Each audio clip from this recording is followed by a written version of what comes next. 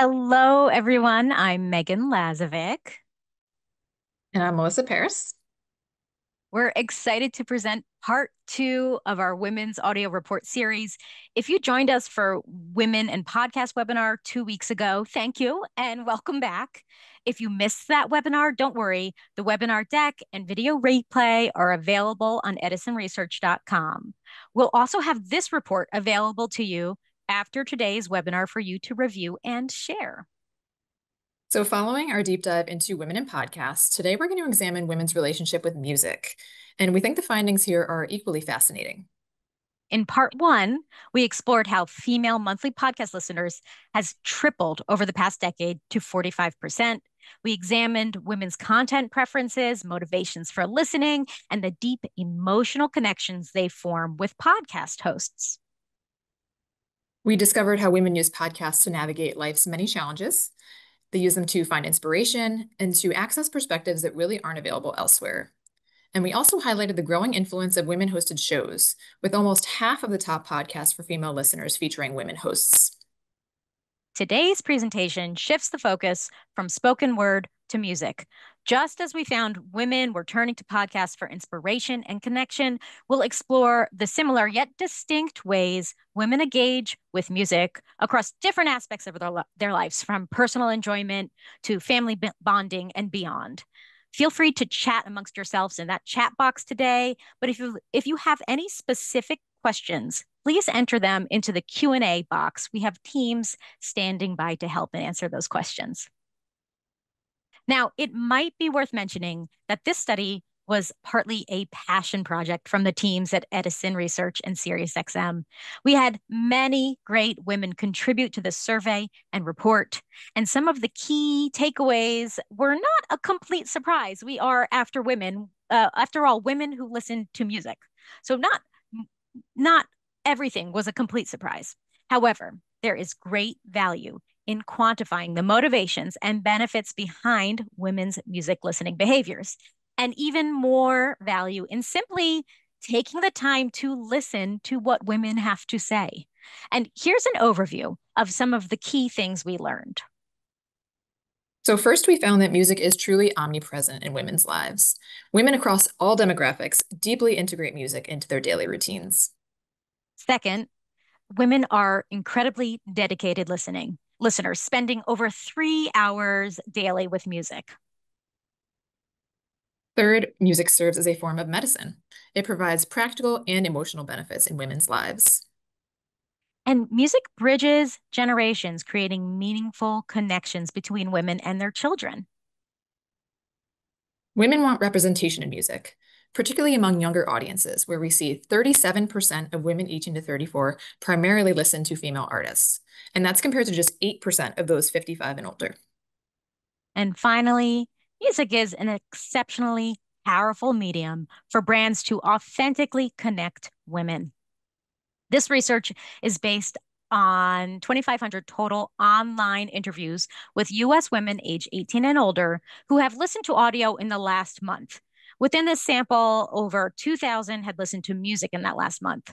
Interviews were conducted in Q4 2024, and this data was weighted to match age, ethnicity, and census region of the US female population.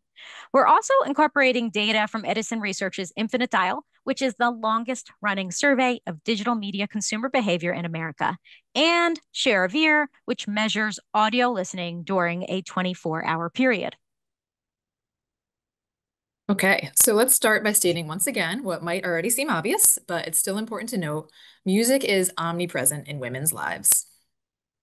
We know music has been a part of women's lives throughout history, but in the last century, through digital delivery methods, the way women consume any type of audio, and the way that brands connect with women through those platforms has changed dramatically. Online audio has seen remarkable growth over the past decade, and the Infinite Dial from Edison Research has documented that growth. When we refer to online audio in the study, we mean any listening to streams of AM, FM radio, or listening to audio content available online. The percentage of women who have ever listened to online audio has increased from 65% in 2015 to 86% today. And when we look at monthly listening specifically, the growth is really even more impressive. So we saw 50% of women listening to online audio monthly back in 2015. That's gotten to an impressive 77% in 2025. That's more than three-quarters of US women 18 plus consuming online audio monthly or more frequently. Now, when women listen to audio, what type of content are they choosing? This chart is from Edison's Share of Ear diary study. Megan talked about that quickly a second ago, but this looks at time spent with all types of audio content daily. And this chart shows that a significant majority, or 77%, of women's daily online audio listening time is spent with music, while 23% is devoted to spoken word content. Now, we've reported a rise in time spent with spoken word content over the years, which is certainly exciting to those producing that type of content. But we really shouldn't downplay music's dominance in the audio space. Music is the primary audio content choice for women. And women are devoting significant time to music. On average, US women age 18 and older spend 3 hours and 46 minutes consuming audio in a typical day, and 2 hours and 55 minutes specifically dedicated to music. Note, this is an average of all the time spent with audio. Some reported no listening, others reported many, many hours, but on average, among all women, it's just under 3 hours of time spent with music in a typical day. We also see interesting variations by ethnicity. Hispanic women spend the most time with audio overall at 5 hours daily, and an average of 4 hours and 3 minutes devoted to music. Okay, so for the rest of the webinar, we are going to be focusing on the 84% of women ages 18 and older who reported listening to music within the last month. Music is practically a universal experience for women, and that's across demographics. So music is really uniquely positioned to connect with women at scale. Not only is music reaching nearly all women, but women are deeply engaged and they're dedicated listeners. So we know we're looking at a large group of women. Monthly women listeners are a diverse group. But what do they have in common? A lot of them share the same worries. 69% worry a lot about the economy, 53% worry a lot about the future of family values, and 52% worry a lot about the future of women's rights. That's obviously some pretty heavy stuff, but it's worth noting that music really plays a crucial role in helping women navigate these concerns. 85% say that music's a good way to relieve stress, 81% say that music helps them escape, and 77% say that music reminds them of better times. So music can serve as this really crucial emotional resource during challenging times, and that's going to be a recurring theme throughout this presentation today. Now, there's endless possibilities when it comes to music genres that people can listen to. So let's dig into what types of music women are gravitating towards. Now, you might recall in the podcast report, we found that women listen to an average of 6 different podcast topics.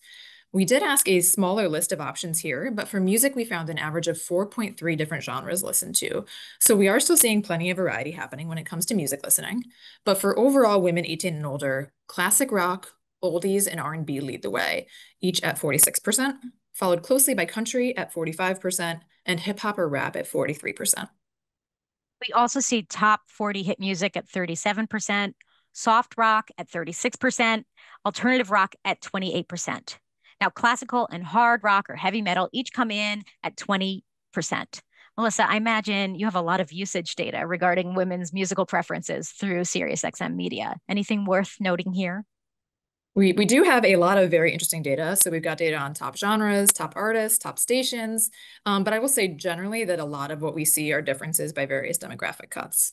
And that is going to be a perfect lead into the next slide, which really shows that genre preferences vary significantly by demographic. So if you look at age groups, for example, let's start with women 18 to 34. We see that hip hop or rap indexes highest at 165, followed by indie rock at 154, and Spanish language music at 146. Like a true elder millennial, I'm a sucker for alternative rock, which is the category that indexes highest for women age 35 to 54. Other categories that over-index among this group are top 40 hit music at 132 and hard rock or heavy metal at 125. Among those 55 and older, oldies and classical both index at 135, with classic rock at 126. And we also see some distinct patterns when we look at ethnicity and identity.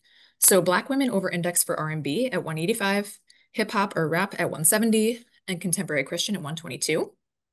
Hispanic women show a strong preference for Spanish language music at a 377 index, which is huge.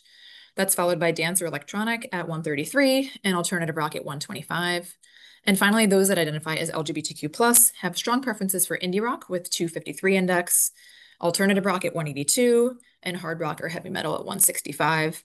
And I really just love how on the nose that alternative rock index is for Blink-182, of course. That is an excellent call out. Very good, Melissa. Love it. So, how do women discover new music? Audio streaming services lead the way at 74, followed by social media at 53%. Now, YouTube and is as powerful as friends and family for music discovery, both used by over half of women at 52%. Traditional AM/FM radio remains significant at 49%, followed by SiriusXM, music TV channels, and video games. Those are all the broad categories, but we can also pull in some of the specific channels of discovery. Yeah, so let's start with streaming platforms. They are major discovery vehicles. We see Spotify at 37%, Pandora at 27%, Amazon Music at 20%, Apple Music at 19%, and iHeartRadio at 15%. And while social media is a discovery point for a majority of women, we can see that each brand is influencing about 30% of women. Music discovery sources also vary by demographic. For women age 18 to 34, video games index highest at 215, followed by TikTok at 198 and Instagram at 185.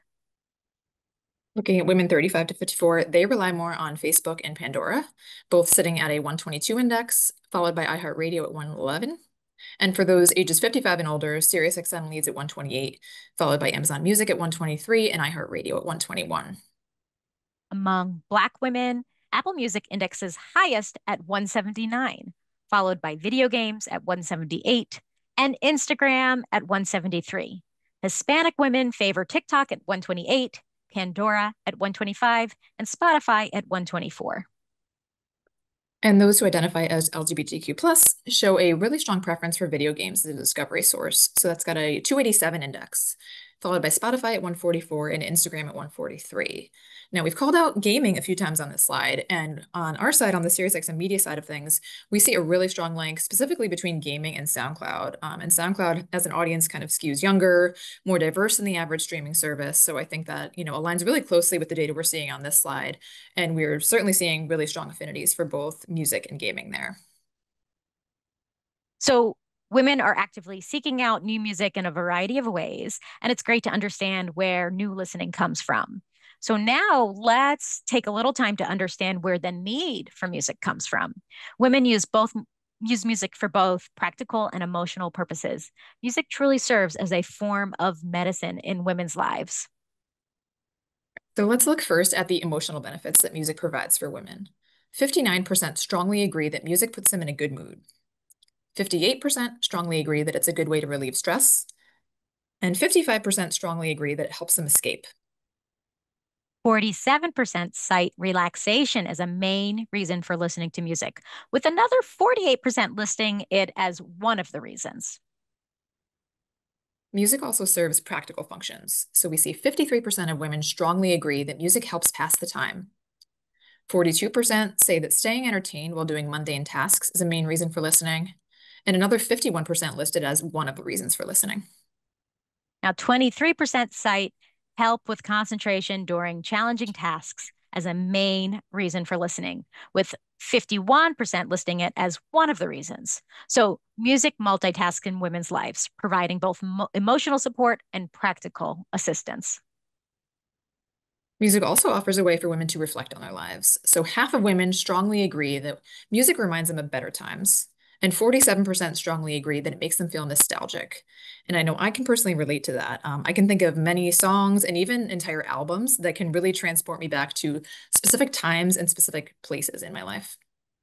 Same, absolutely. Let's trade playlists after this. Let's do it.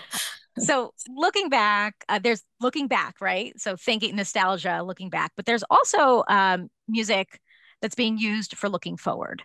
25% cite feeling inspired as a main reason for listening to music, and 54% list it as one of the main or as one of the reasons. And then we also have 42% who strongly agree that music can help get them excited for an upcoming event. Gotta love a good hype track. Actually, I listened to some chapel ahead of this webinar to pump me up. We'll get back to her, all right? Not yet. Yes. Social connection is really another important motivation for music listening. So we see 1 in 3 strongly agree that music brings their family together. We're going to dig deeper into family listening a little later in this presentation too.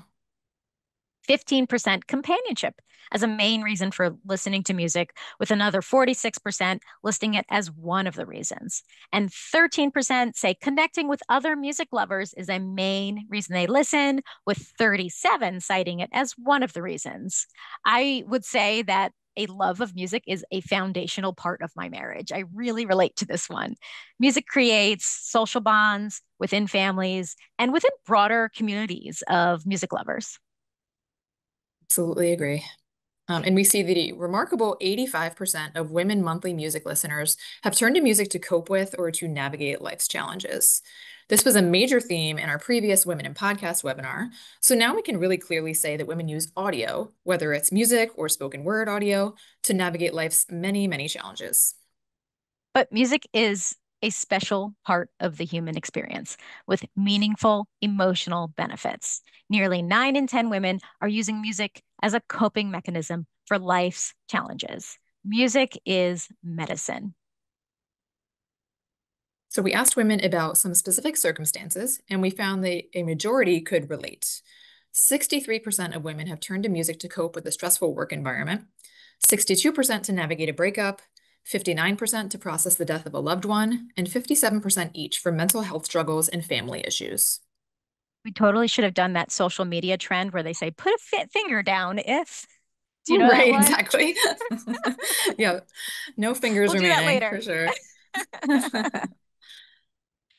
And music also serves as a bridge between generations. It creates meaningful connections between women and their children.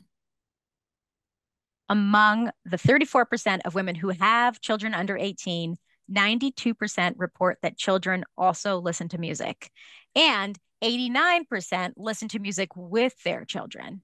You know, Melissa, this one, again, feels kind of obvious. People listen to music together, but look how universal this family experience is. Absolutely. And we do see that this shared experience is really even more prevalent among multicultural mothers. So we see 92% reporting that they listen to music with their children. So music can serve as a shared activity that brings mothers and their children together. And I know I personally will never forget dancing with my daughter to the song 22 at the Eras Tour in Philadelphia. It was just about 2 years ago, in a couple of weeks from now, actually. But I hope that it'll be a core memory of hers like it is for me. Oh, amazing. Yes, there's all sorts of evidence that point to the family connection with music. 80% of women share music they love with their children, just like you and your daughter, Melissa.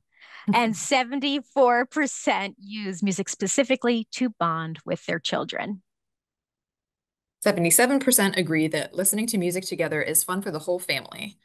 And 49% want to learn more about the music that their children love. So music not only allows mothers to share their musical tastes with their children, but it also creates opportunities for children to introduce their mothers to new music. So I love that this relationship really does go both ways, and it's certainly true in my household. Recently, I have learned many K-pop songs from my kids, and just last week, I actually got them into The Strokes, which was very fun and a very nostalgic experience for me. Bopping to the Strokes with your kid must be like good for the soul. Good for the soul, It right? was. It really was. Yeah.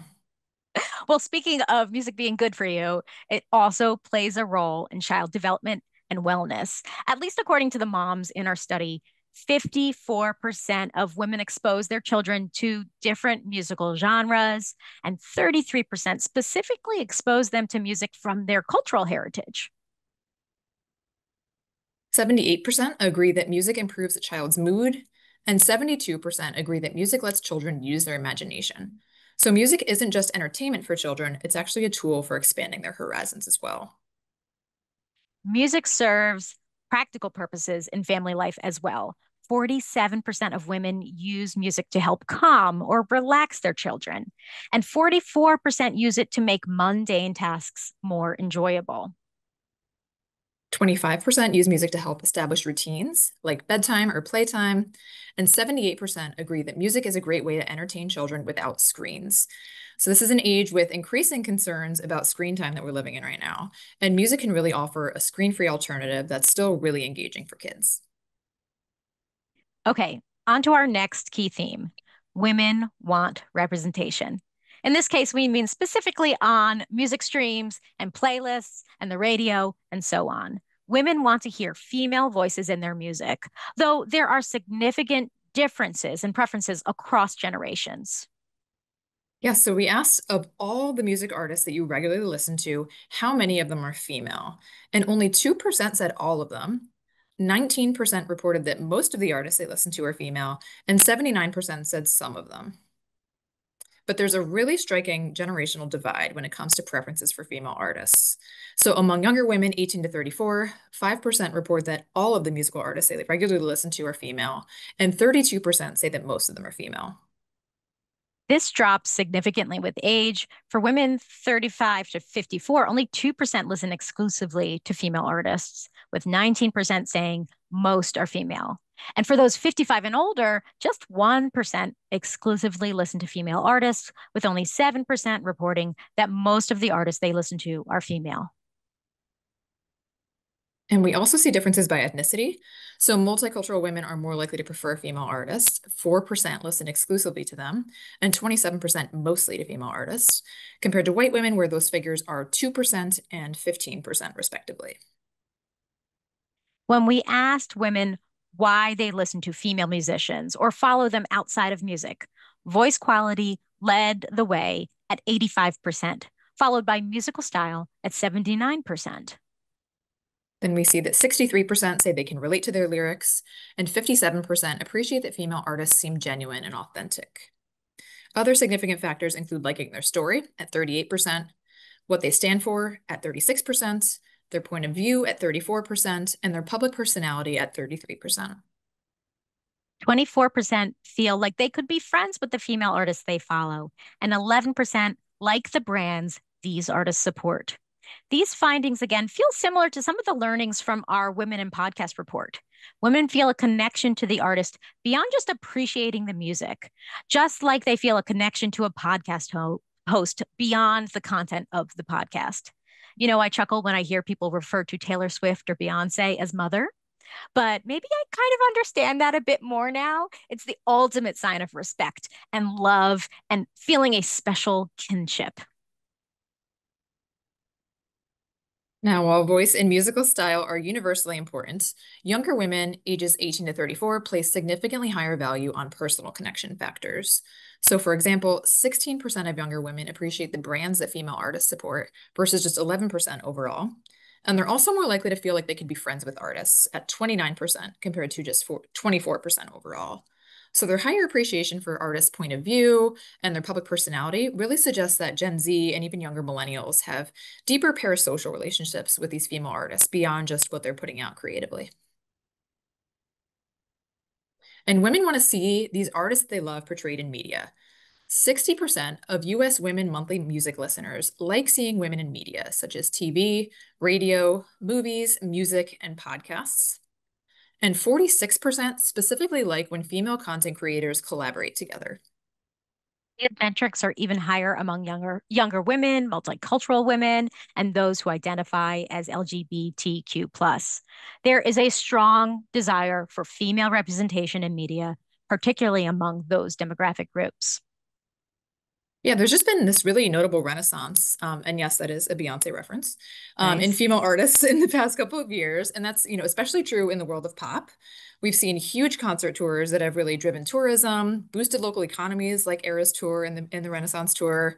And we've seen massive albums from artists like Sabrina Carpenter, Chappell Roan, and Charlie XCX. Now, these artists happen to have huge fan bases among younger women, and I think that makes sense thinking about all the data we reviewed a few slides ago. I don't know about you, Megan, but I think I would call this a feminine phenomenon. And yes, that's a What we Chappell really reference. need, what we really need is a the Feminine young people get phenomenon. it. Yeah. Yeah. I really wish we could play that track right now, but I did not spring for the license. I'm sorry. Just imagine this next section of a report with a killer beat. And if you're not familiar with that song, Chapel screams for a beat. So for this last section of a report, I'm just going to imagine that backing track. Same. All right, so we've seen recently that female-centric music can essentially move economies. So it's clear that a focus on women is a sound business decision, and music can really provide opportunities for authentic brand connections with women. Let's take a look at women's purchasing power. Our research shows that women are primary decision makers for numerous household purchases.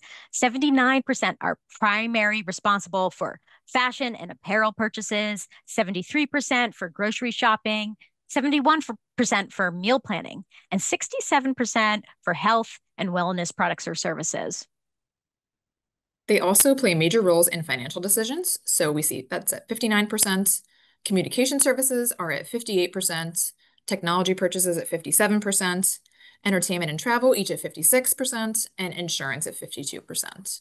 And even for those traditionally male-dominated categories like automotive purchases and home improvement, women are primary decision makers in 48% of households. We asked Women Monthly Music listeners if they recall hearing or seeing advertisements for any of these product categories, and 85% recall advertisements for any of the categories. The most recalled category includes music and TV at 51%, restaurants at 46%, streaming videos at 45%, fashion and apparel at 40, and automobiles and health and wellness both at 38. Banking and financial services and travel both come in at 37, followed by on-demand food delivery at 34%, insurance at 31%, technological devices at 30%, and home improvement at 29%. So these are the types of campaigns that they are currently being exposed to, but we also dug into what product categories they'd be most interested in hearing or seeing more of. When we asked which types of ads would be relevant to hear or see, 51% of women selected movies and TV, 45% chose restaurants, 43% selected health and wellness. So sort of similar categories to what we saw before. Streaming videos at 38, fashion and apparel at 36, and travel at 33%. Then following that, we see home improvement and mental health care both coming in at 25%, followed by technological devices, banking or financial services, automobiles, food delivery, and insurance. And overall, this information just really helps advertisers understand what categories women are most receptive to hearing about through audio and even other media channels. We also took a look at the differences by demographic groups, and we found that younger women ages 18 to 34 over-index for saying on-demand food delivery and mental health care ads would be relevant at 141 and 140 indices, respectively. And for women ages 55 and older, insurance and travel ads are more likely to be relevant at 125 and 118 indices. So we're just about to wrap up. So we will recap our key findings about women and music. First, first, music is omnipresent. Women across all demographics deeply integrate music into their daily lives. Melissa, I imagine there is a unique opportunity for brands to be present in meaningful moments throughout women's days, from morning routines to workouts to evening relaxation. Of course, yes. So this can range from the simplest of campaign executions all the way to something like dynamic audio, where you can literally personalize an audio message pretty much in real time based on factors like weather, time of day, location, genre, and many more factors. So really compelling opportunities on the audio front. Now, second in our key findings, we see that women are dedicated listeners. They spend over 3 hours a day with music. This is really a significant portion of their waking day. Yet we're still seeing a huge gap between the time that consumers are spending with audio and the amount of advertisers' budgets that go to audio. So music really can offer a strong opportunity to reach women throughout their daily routines. Music functions as medicine in women's lives, serving both practical and emotional purposes, with 87% of women turning to music to cope with life's challenges. This powerful emotional connection highlights why music is such an effective medium. Brands that genuinely understand that can create more meaningful experiences for women. Music bridges generations, and it creates meaningful connections between women and their children. Sharing and learning about music flows in both directions. So women share with their children and children share with their parents. And brands that enhance that experience can really create meaningful connections across families as well. Women, especially young women, want representation. More younger women are primarily listening to female artists than older generations.